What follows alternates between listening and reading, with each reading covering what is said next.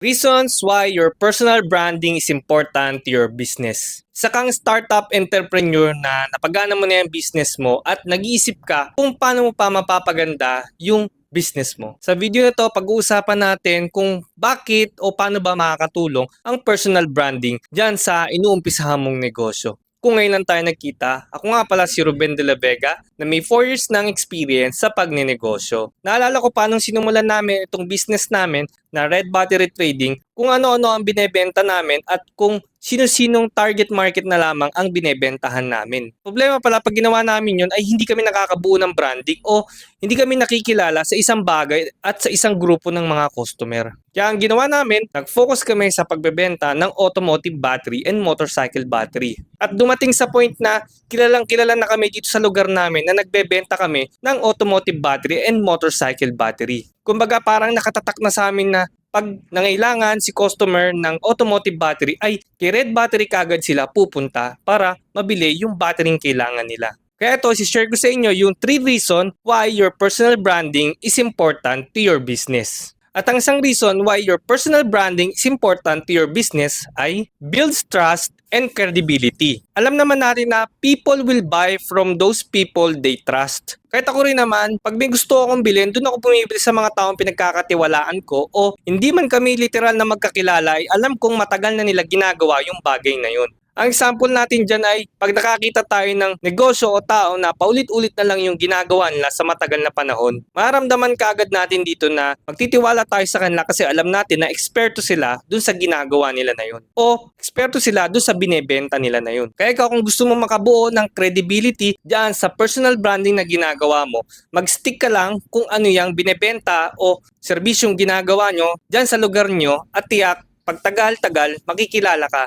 Bukod sa makikilala ka, pagkakatiwalaan ka pa ng tao dyan sa lugar nyo. At pag dumating ka na sa punto na yun, makakabuo ka ng personal branding mo. At yun yung nakuha mo, yung trust ng mga tao. Okay, next. Ang isang reason why your personal branding is important to your business ay differentiate you from the competition. Ito yung your personal brand will make you unique and stand out sa marketplace. Tatandaan natin na sa negosyo, marami tayong kagaya o katulad ng ginagawa natin. Halos lahat ng ibang negosyo ay magkakamukha na lang ng binebenta at ng ginagawa. Make your personal brand unique at para mag-stand out ka sa marketplace ay gumawa ka ng mga bagay na hindi pa ginagawa ng mga competitor mo. Or magtinda ka ng isang bagay na magiging exclusive ka doon para mag-stand out ka dyan sa lugar nyo. Pag nag-focus ka doon sa serbisyong ginawa mo na ikaw lang ang gumagawa o pag ikaw lang ang nagbebenta ng isang produkto na exclusive ka dyan sa lugar nyo, ay mag-i-stand out ka sa competition. And it will make you unique dyan sa marketplace sa lugar nyo. Kaya gusto mo makabuo ng personal branding na ikaw lang ang gumagawa, no? Create new things or think new things na makakapag-outstand ka dyan sa competition sa lugar nyo.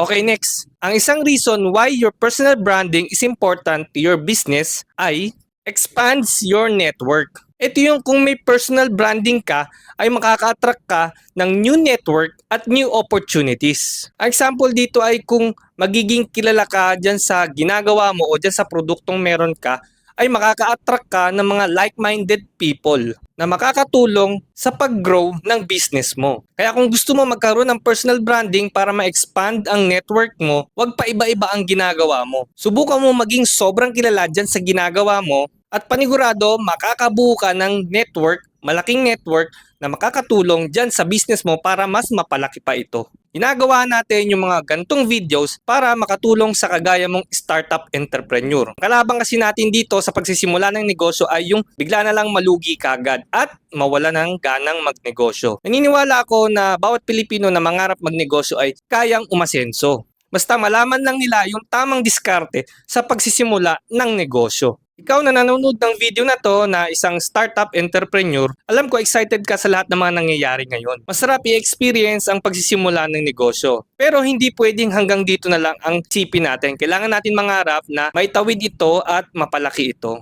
At naniniwala naman ako, kayang-kaya mo yan malagpasan. Kung umabot ka nga pala sa dulo ng video na to, please, paki-like naman ng video na to at paki-share na din at mag-iwan ka na din ng comment. O basta lagi nating tatandaan, sa negosyo, bawal na bawal ang mainip.